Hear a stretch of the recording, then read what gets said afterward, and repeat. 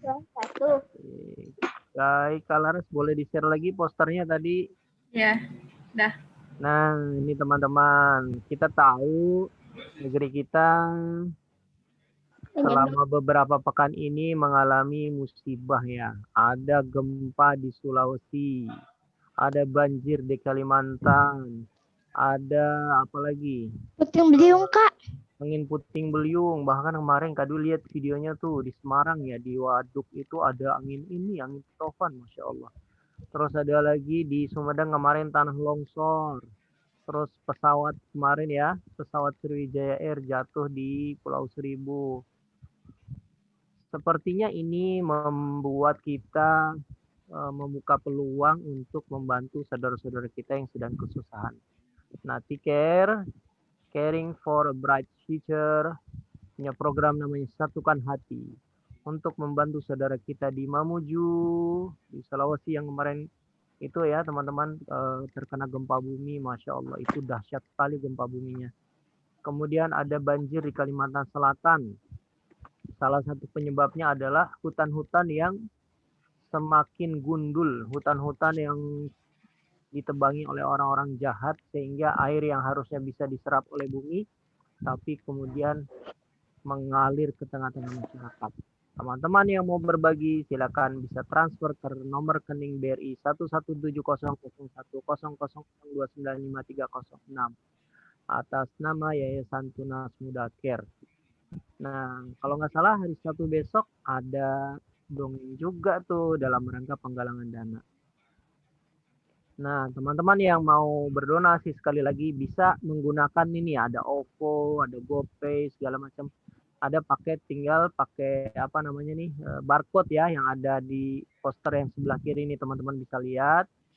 Kemudian bisa juga transfer melalui rekening BRI yang ada di poster ini. Nanti konfirmasinya ke nomor 081166012330. Yuk kita bantu teman-teman kita, saudara-saudari kita yang sekarang sedang terkena bencana melalui T-Care, Tunas Muda Care ya. Nanti teman-teman boleh posternya sudah di-share di grup WA, di grup WA di grup WA-nya ya.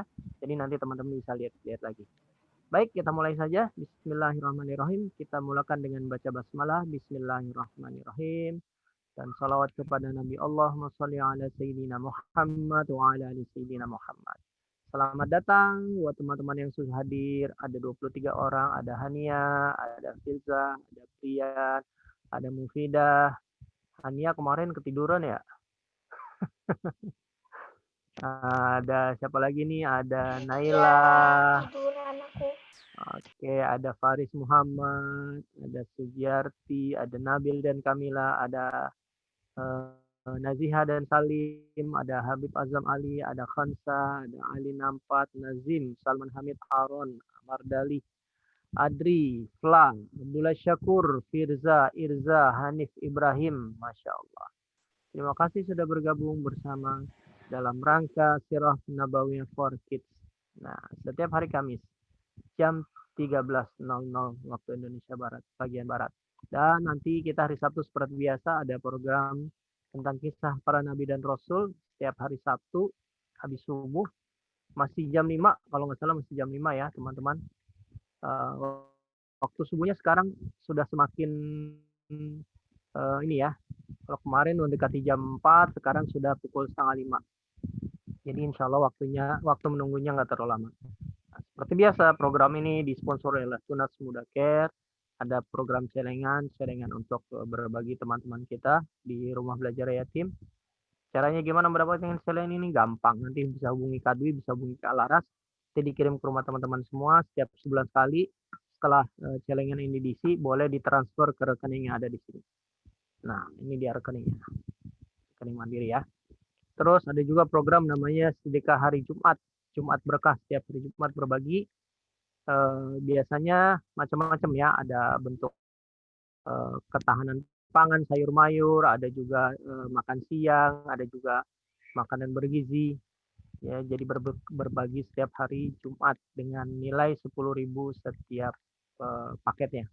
Terus ada program namanya Orang Tua Asuh dengan cara mentransfer 100.000 sebulan telah menjadi orang tua asuh buat anak-anak.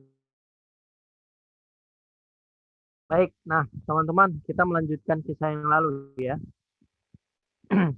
Kisah yang lalu itu ceritanya tentang pemboikotan. Apa sih pemboikotan itu? Pemboikotan itu dilarang untuk bertransaksi, dilarang untuk berhubungan, dilarang berkomunikasi, bahkan dilarang untuk saling tolong-menolong. Kepada siapa? Mereka orang kafir Quraisy itu mengumumkan pemboikotan itu, bahkan ditulis dalam sebuah surat yang ditempel di dalam Ka'bah. Isinya adalah tidak boleh berjualan bersama kaum muslimin, bersama Bani Hashim, bersama Bani Muthalib. Tidak boleh saling silaturahim, tidak boleh saling menolong kepada mereka. Kalau ada pedagang dari luar, tidak boleh ada yang menjual barang dagangnya kepada kaum muslimin dan Bani Hashim dan Bani Muthalib. Jadi orang-orang kafir itu sudah keburu memborong. Sehingga kaum muslimin berada dalam kesulitan yang sangat sedih. Bahkan ya, dari ceritanya sahabat Rasulullah namanya Sa'ad bin Abi Waqqas kemarin, itu sampai-sampai Sa'ad bin Abi Waqqas itu suatu malam dia pergi keluar untuk buang air kecil. Terus kalau biasanya kalau buang air kecil kena pasir kan nggak kedengaran suaranya. Ini tiba-tiba suara suara air kencingnya itu mengenai sesuatu yang berbunyi krotok krotok krotok krotok kira-kira begitu. Terus sama Sa'ad bin Abi Waqqas dipegang itunya gitu. Terus dilihat, oh ternyata ada kulit unta yang udah kering gitu. Terus sama Sa'ad dicuci bersih, terus dimasak dan dimakan. Itu saking Sa'ad bin Abi Waqqas dan kaum muslimin nggak punya lagi hal-hal yang bisa dimakan. Bahkan sampai teman-teman semua para wanita, bayi-bayi, anak-anak yang mereka butuh makanan juga nggak mendapatkan makanan yang cukup. Ya, tapi tahu nggak pengorbanan yang luar biasa dari siapa di antaranya? Dari istri Rasulullah namanya Bunda Khadijah. Itu hartanya sampai habis. Untuk ngapain? Untuk membantu kaum muslimin dan orang-orang yang mereka tidak mendapatkan makan gitu. Bahkan Bunda Khadijah ini membeli air khusus buat mereka anak-anak dan kaum wanita, kaum perempuan. Luar biasa ya. Nah, tapi di antara mereka itu ternyata nggak semuanya setuju dengan pemboikotan itu. Bahkan di antara mereka ada yang apa namanya ngakalin gitu. Ngakalinnya gimana? Jadi ada salah seorang yang punya unta, terus di atas untanya itu ditaruh sekarung gandum. Pokoknya inilah barang makanan. Terus ketika mereka melewati sebuah tempat ya di sebuah lembah miliknya Abu Thalib, itu unta itu dipukul sehingga lari ke arah kaum muslimin. Terus diketahui sama orang-orang kafir Quraisy, loh kamu ngapain ngasih bantuan? Kan nggak boleh. Loh, bukan aku ngasih bantuan, ontakku lari sendiri ke dalam gitu. Padahal emang maksud dia untuk membantu kaum muslimin dan Rasulullah dan orang-orang Bani Hashim dan Bani Muthalib.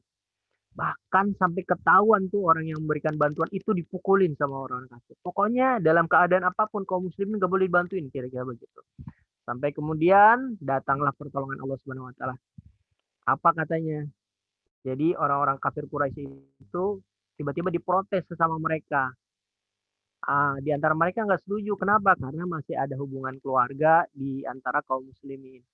Apalagi kemudian ketika Abu Thalib diutus kepada Abu Jahal dan kawan-kawannya itu, dia mengatakan perjanjiannya sudah batal. Orang suratnya udah rusak. Loh, suratnya udah rusak. Apa kan disimpan di dalam Ka'bah? Nah, Abu Thalib ini udah dikasih tahu sama Rasulullah. Pamannya Rasulullah nih Abu Thalib udah dikasih tahu bahwa surat perjanjian pemboikotan itu sudah dimakan sama rayap. Jadi kata Abu Thalib, kalau surat itu udah rusak berarti batal semua perjanjian pemboikotan. Mari kita saksikan. Wah, mereka masuk tuh ke dalam Ka'bah.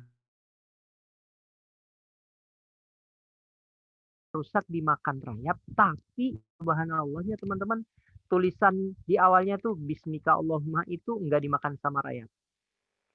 Terus huruf-huruf yang ada asma Allahnya itu juga tidak dimakan sama rayap. Masya Allah. Ini membuktikan bahwa sebenarnya apa yang diperjuangkan oleh Rasulullah itu benar. Udah tuh akhirnya mereka kemudian bisa berjualan lagi, bisa berhubungan lagi. Ternyata orang-orang kafir ini makin lama makin bingung mereka. Kenapa bingung? Karena mereka bingung. disiksa, Rasulullah dan kaum muslimin tidak membuat orang-orang malah makin banyak orang yang masuk Islam. Di boikot ekonomi, ternyata Allah memberikan pertolongannya. Apalagi ya, mereka sendiri bingung gimana caranya tuh. Sampai mereka terakhir itu mendatangi lagi yang namanya paman Rasulullah, namanya siapa? Abu Thalib. Mengatakan, wahai Abu Thalib, ini kamu ini harusnya bisa mengatasi Muhammad. Muhammad ini sudah menghina agama nenek moyang kita, maksudnya itu yang apa berhala-berhala itu. Terus kata Rasul, dipanggil Rasulullah sama Abu Thalib, wahai ponakanku, lihat nih, mereka sudah mendatangi aku lagi. Kata Rasulullah, mau nggak kalian aku berikan satu kalimat yang dengan kalimat itu kalian akan menguasai seluruh jazirah Arab. Semua orang-orang, bahkan orang-orang non-Arab pun akan tunduk bersama kalian. Mereka penasaran kan? Apa? Kata Rasulullah, ucapkan la ilaha illallah. Udah itu saja. Mereka enak aja. Justru Tuhan kita banyak, lebih hebat. Masa kamu mengganti Tuhan-Tuhan kita dengan satu Tuhan saja?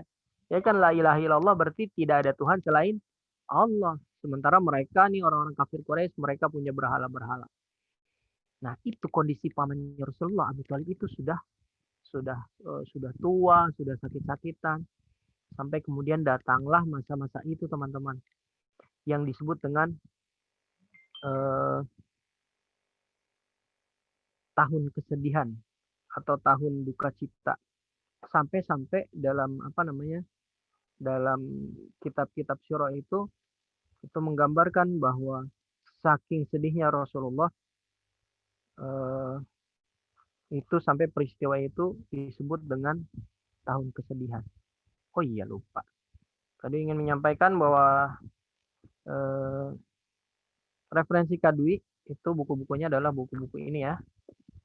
Buku ini Muhammad Teladanku, ini wakaf dari teman-teman Sinergitas Pendidikan. Kemudian buku ini The Great Story of Muhammad.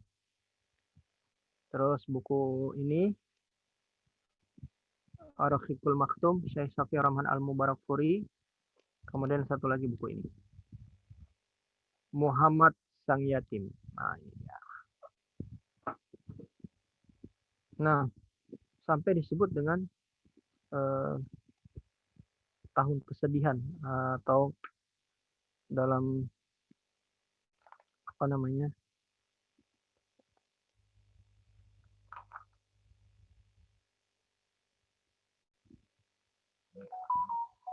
Nah, ketika paman Rasulullah itu sedang sakit, sakitnya sakit parah, teman-teman. Sakitnya sakit parah, yang Abu Thalib itu udah nggak bisa ngapa-ngapain. Dia cuma bisa berbaring. Berbaring. Nah, ketika di saat-saat sakaratul mautnya, di saat-saat datang menjelang kematiannya, Rasulullah memohon-mohon kepada Abu Thalib. Waktu itu Rasulullah nggak sendirian. Di samping Abu Thalib yang sedang sakit itu, ada juga Abu Jahal. Nah, Abu Jahal sama Abdullah bin Abi Umayyah. Itu Rasulullah sudah memohon-mohon, wahai pamanku, wahai Abu Thalib pamanku, wahai paman kesayanganku, ucapkanlah la ilaha illallah supaya aku bisa memberikan syafaat kepadamu di hari akhirat kelak. Ucapkan wahai pamanku. Karena memang sampai saat itu pamannya itu tidak mau masuk Islam, nggak mau mengucapkan dua kalimat syahadat. Wahai pamanku, ucapkan dua kalimat syahadat, asyhadu alla ilaha illallah, asyhadu anna Muhammadar Rasulullah.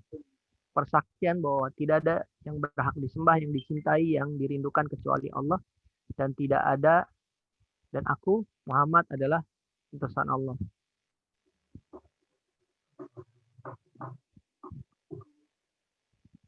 Nah,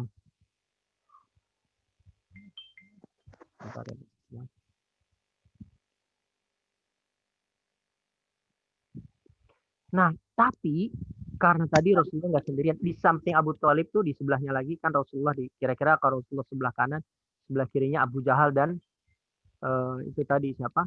Abdullah bin Abi Umayyah. Itu Abu Jahal itu bilang ini, wahai Abu Thalib, kamu kalau sampai mengucapkan kalimat itu berarti kamu telah mengkhianati agamanya Abdul Muthalib. Wah, dia bawa-bawa kakeknya Rasulullah. Kamu pilih mana? Pilih Muhammad atau pilih Abdul Muthalib? Itu Abu Jahal sampai marah begitu. Kembali Rasulullah merayu, wahai pamanku, ucapkan kalimat itu, yang dengan kalimat itu aku bisa memberikan syafaat kepadamu. Aku bisa menolongmu nanti di akhirat kelak, wahai paman. Tapi teman-teman, ternyata memang Abu Thalib ini itu lebih memilih ucapannya Abu Jahal. Sampai dia mengatakan begini, sesungguhnya aku masih bersama agamanya Abdul Muthalib. Tidak lama kemudian Abu Thalib ini meninggal, teman-teman. Rasulullah sedih luar biasa. Sampai Rasulullah itu mengatakan, sungguh aku akan memintakan ampunan untukmu selama aku tidak dilarang melakukannya. Jadi Rasulullah itu sampai, mudah-mudahan aku bisa memberikan syafaat kepada pamanku Abu Thalib. Itu sampai Rasulullah pun mendapat teguran dari Allah Subhanahu wa taala. Ia ditegur. Kenapa? Kan pamannya itu sampai akhir hayatnya, sampai meninggalnya dia tidak mau masuk Islam. Tapi Rasulullah masih berharap supaya bisa memberikan syafaat. Itu sampai Rasulullah tegur. Turun firman Allah di Quran surat At-Taubah ayat 113. Yang terjemahannya artinya begini. Tiadalah sepatutnya bagi nabi dan orang-orang yang beriman memintakan ampun kepada Allah bagi orang-orang musyrik. Walaupun orang-orang musyrik itu adalah kaum kerabatnya. Sesudah jelas bagi mereka bahwasanya orang-orang musyrik itu adalah penghuni neraka jahanam. Baru kemudian Rasulullah tersadar tidak mau lagi memberikan syafaat kepada Abu Thalib. Tapi kenapa sih teman-teman Rasulullah sampai seperti itu? Karena memang Abu Thalib itu adalah benar-benar paman kesayangan Rasulullah. Bayangin teman-teman, sampai ketika ditegur sama Allah itu, Rasulullah tuh bilang begini,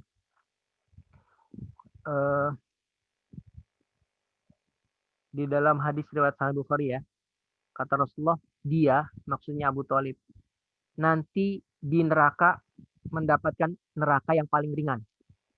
Andai kata bukan karenaku, andai kata dia bukan pamanku, mungkin dia sudah berada di neraka yang paling bawah.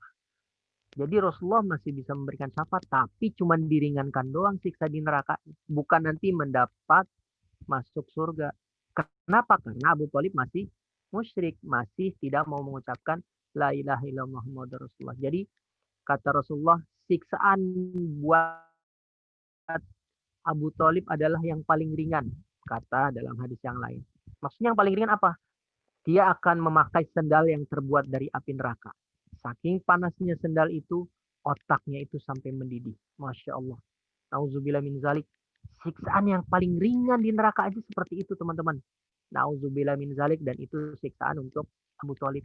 Kenapa? Karena Abu Thalib masih musyrik, dia tidak mau masuk Islam. Kata Rasulullah dari Abu Sa'id Al-Khudri, semoga saja syafaatku bermanfaat baginya pada hari kiamat. Lalu dia ditempatkan di neraka yang paling ringan, yang ketinggian apinya itu, teman-teman, apinya itu ketinggiannya mencapai 2 mata kaki. Sama aja serem namanya di neraka. Nah, teman-teman, ini yang perlu kita syukuri. Kita perlu bersyukur kepada Allah. Alhamdulillahirabbil alamin. Kenapa? Karena kita semua yang hadir di sini semuanya menyatakan beriman kepada Allah, kan? Kita mengucapkan 2 kalimat syahadat sedikitnya berapa kali dalam sehari? Kan kalau sholat subuh 1 rakaat. Sholat zuhur berapa? 4 rakaat. 1 tambah 2, 3. Asar 4 rakaat. 3 tambah 2, 5. Maghrib berapa? 2 rakaat. Iya, 2 rakaat. Benar, 2 rakaat. Sholat subuh 2 rakaat, tapi tahiyatnya sekali. Sholat zuhur 4 rakaat, tahiyatnya 2 kali. Sholat asar 4 rakaat, tahiyatnya 2 kali. Sholat maghrib 3 rakaat, tahiyatnya 2 kali. Sholat isya 4 rakaat, tahiyatnya 2 kali. Jadi 4 kali 2 berapa? 8. Tambah 1, 9. Minimal dalam setiap hari kita mengucapkan 2 kalimat syahadat berapa? 9 kali. Bersyukur kita. Tuh Abu Thalib walaupun sudah menolong Rasulullah, sudah menjadi pembela Rasulullah. Bahkan nih teman-teman, kita coba mengenang lagi bagaimana kenangan-kenangan Rasulullah terhadap Abu Thalib. Ingat dulu ketika Abdul Muthalib, kakeknya Rasulullah, wafat, dititipkan Muhammad kecil ini kepada siapa? Padahal kan pamannya banyak ya. Ada pamannya adalah Abu Thalib. Dan kenapa Abu Thalib yang dipilih? Padahal Abu Thalib orang kaya nggak? Nggak juga. Abu Thalib tuh orangnya nggak terlalu kaya. Bahkan anaknya banyak. Salah satu anaknya kan Ali bin Abu Thalib dan Ja'far bin Abu Thalib. Karena tahu Abu Thalib ini seorang paman yang sayang sekali dengan keponakannya. Bahkan nih teman-teman, ketika Mekah waktu itu musim kemarau, hujan udah lama nggak turun. Itu kemudian Abu Thalib membawa keponakannya Rasulullah, kemudian menempelkan punggungnya di dinding Ka'bah. Kemudian berdoa kepada Allah supaya diturunkan hujan. Itu Mekah yang tadinya nggak ada awan sama sekali. Kering, panas, ya musim kemarau. Tiba-tiba saja ketika ditempelkan punggung Rasulullah ke dinding Ka'bah, itu tidak lama kemudian awan berdatangan dan hujan turun. Masya Allah. Masih ingat ketika Abu Thalib juga merasa keheranan. Kenapa? Semenjak Rasulullah tinggal bersamanya, Nabi Muhammad kecil tinggal bersama mereka, itu kan kalau Rasulullah ikut makan bersama mereka, itu mereka langsung kenyang. Walaupun makanannya cuma sedikit. Tapi kalau Rasulullah nggak ikut makan bersama mereka, sebanyak apapun makanan yang mereka makan, baru makan, nggak lama kemudian udah lapar lagi. Udah gitu, setiap bangun tidur nih teman-teman, anak-anaknya Abu Thalib itu kalau bangun tidur kan rambutnya acak-acakan, ada beleknya, mungkin ada ilernya juga. Tapi Nabi Muhammad itu begitu bangun tidur waktu kecil, itu rambutnya tuh kayak udah sisiran. Wajahnya bersih. Kata Abu Thalib, ini bukan anak sembarangan. Maka dia harus aku lindungi sampai kapanpun. Kira-kira begitu.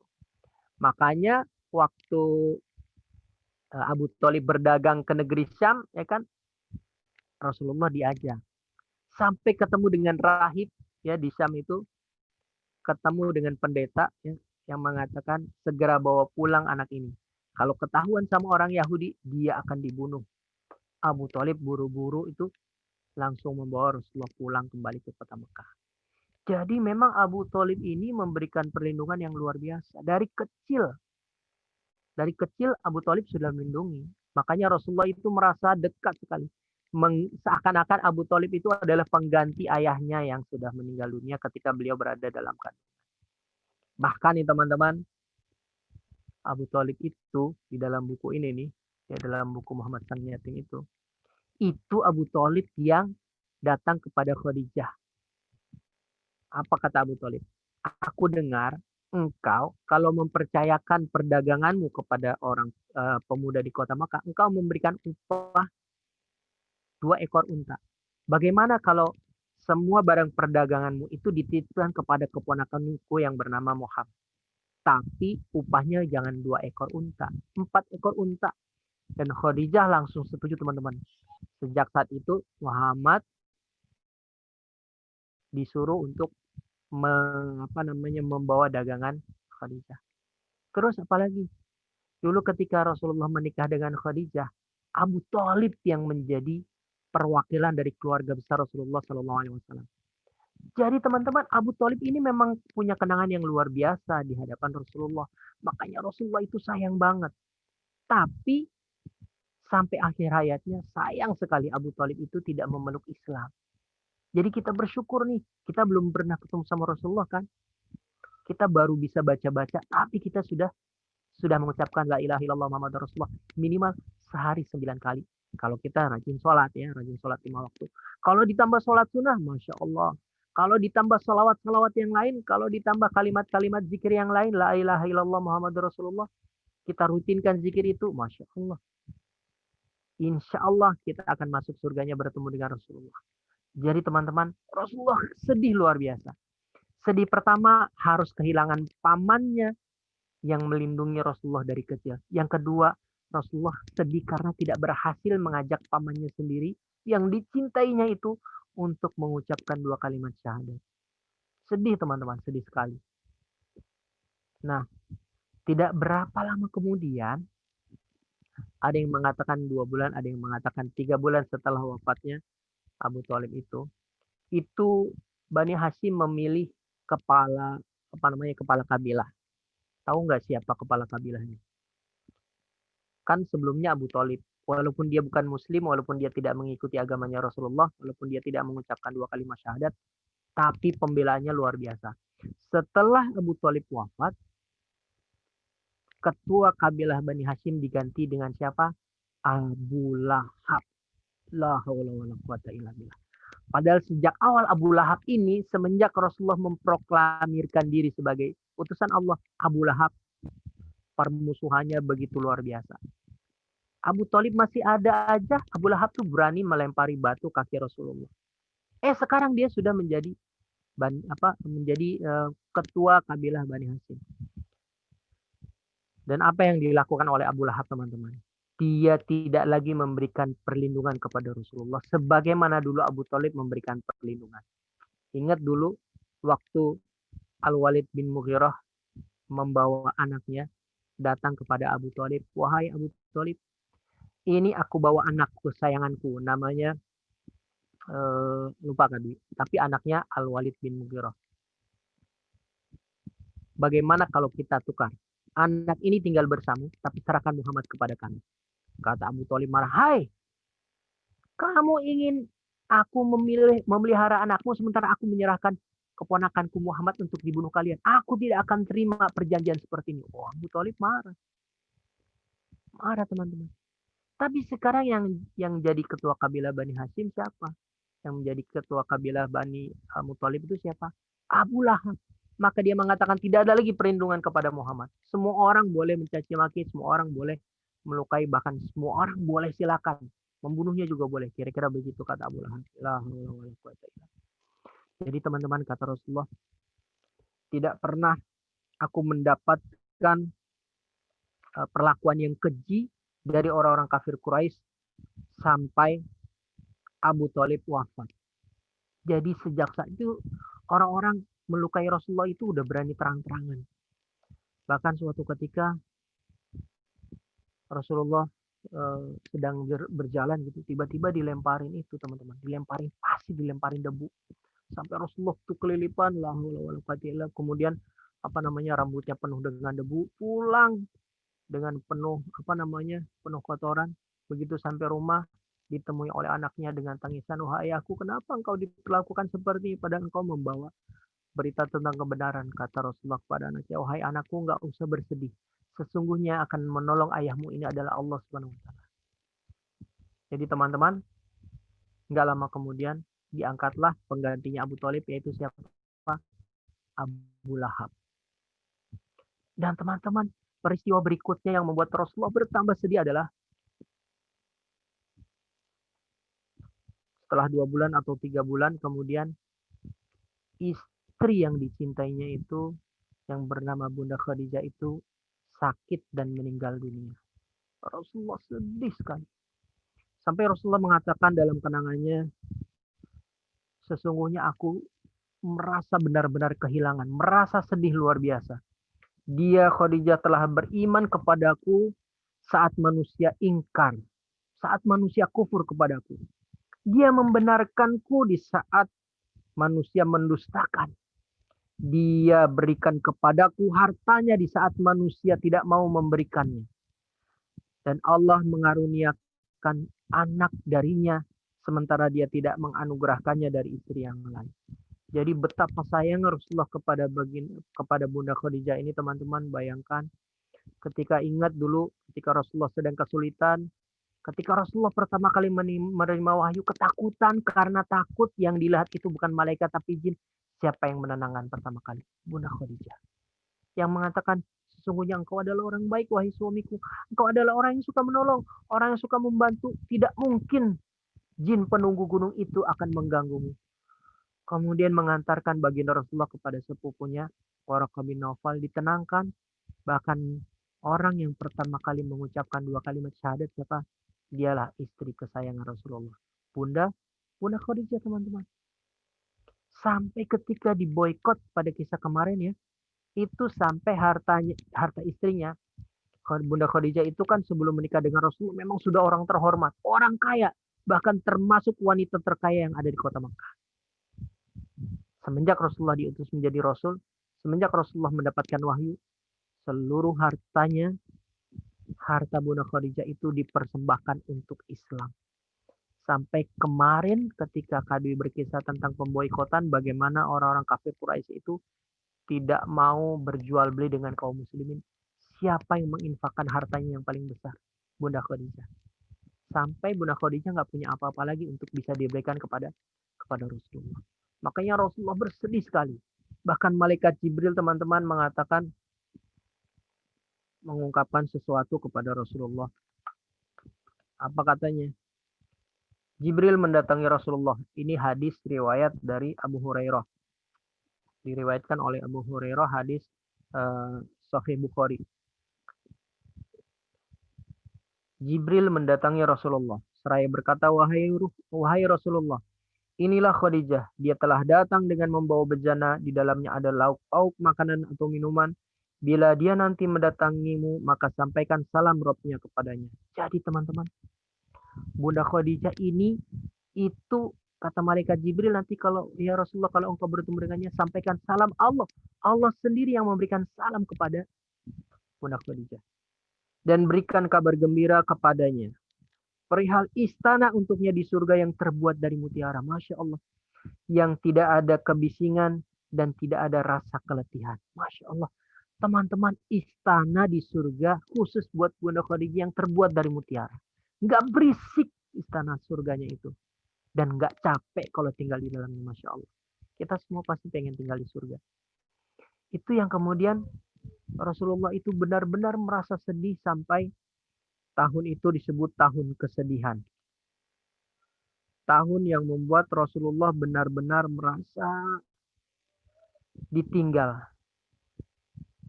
Ya kan dulu Rasulullah berdakwah ketika ada yang mencelakai Abu Thalib yang selalu membelanya.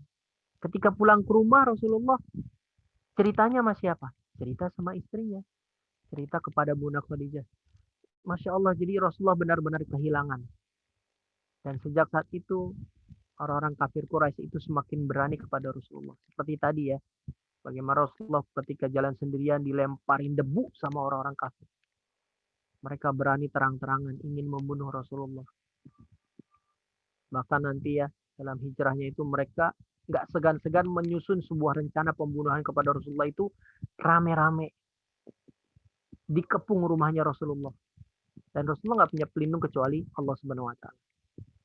Sampai akhirnya Allah selamatkan Rasulullah berhasil hijrah ke kota Madinah. Jadi teman-teman, Masya Allah. Rasulullah dan para sahabat mendapatkan ujian yang berat itu setelah di tahun kesedihan ini. Kenapa? Karena ya itu tadi. Nggak ada lagi tempat Rasulullah curhat, Rasulullah mengadu, bercerita. Nggak ada lagi Rasulullah mendapatkan perlindungan dari paman. Bahkan sekarang pamannya sendiri yang bernama Abu Lahab itu melepaskan lindungan untuk Rasulullah. La haula wala quwwata illa billah. Benar-benar ujian yang berat. Semoga kita bisa mengambil pelajaran dari peristiwa ini. Seberat apapun ya sampai kemudian digambarkan tentang tahun itu adalah tahun kesedihan karena dalam satu tahun itu Rasulullah kehilangan dua orang yang sangat dicintainya.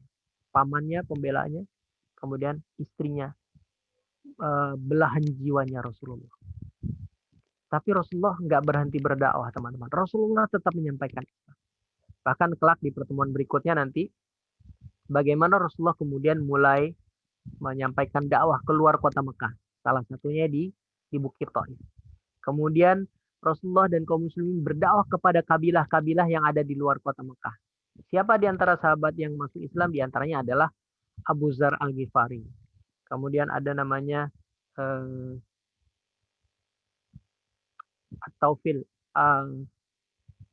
At-Tufail nanti yang dia juga kabilah dari luar kota Mekah.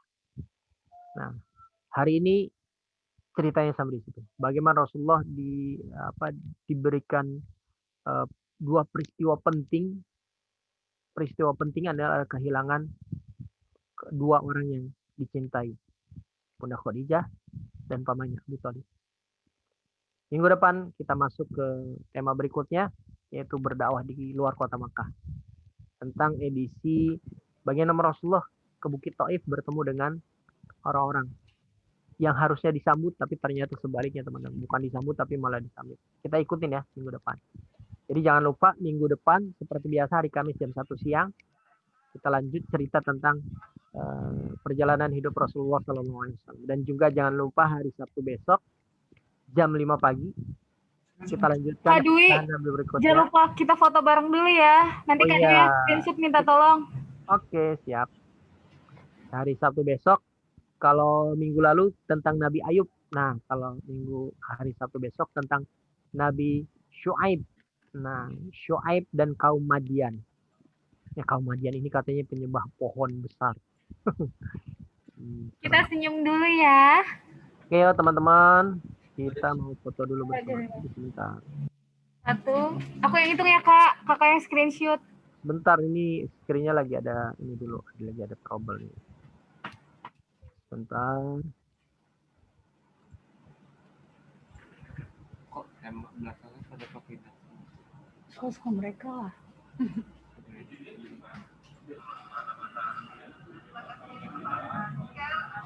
Saya kayaknya nggak bisa nih. Nggak bisa, Dek. Pakai HP berarti ya? Dek, lu join, Dek. Dek. Pakai HP aja ya? Ya, kayak udah bisa nih, udah bisa. Oke ya. Sip. Pada hitungan ketiga semuanya senyum ya. Siap. Sebentar, tadi buka ininya dulu. Belum, tenang. Ntar pokoknya hitungan ketiga ya. Hitungan ketiga semuanya. Sekarang teman-teman yang belum buka belum buka. Udah? Udah bisa sama saya nanti sebentar ya. Nanti sekarang yang kameranya belum dibuka boleh dibuka dulu yuk teman-teman yuk. Iya. FN print skin Iya, FN Plus ya. tes. Enggak. Insya Allah Oke, sudah siap? tes. Belum. Oke, siap ya. Hitungan ketiga semuanya senyum, kameranya dibuka. FN. Sana, F11. Siap. 1. 1, 2, 3. 2, 3. Senyum terbaik.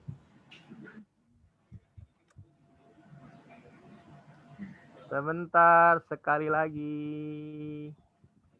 Ayo. Bentar. Senyum. Oke, yang kedua. Siap, senyum lagi ya. 1, 2, 3. Senyum. Ada yang begini lucu banget. Oke, sip. Terima kasih teman-teman semua. Kita tutup dengan doa penutup majelis yuk. Subhanakallahumma bihamdika asyhadu an la ilaha illa anta astaghfiruka wa atubu ilaik. Sampai ketemu hari Kamis minggu depan. Assalamualaikum. Waalaikumsalam.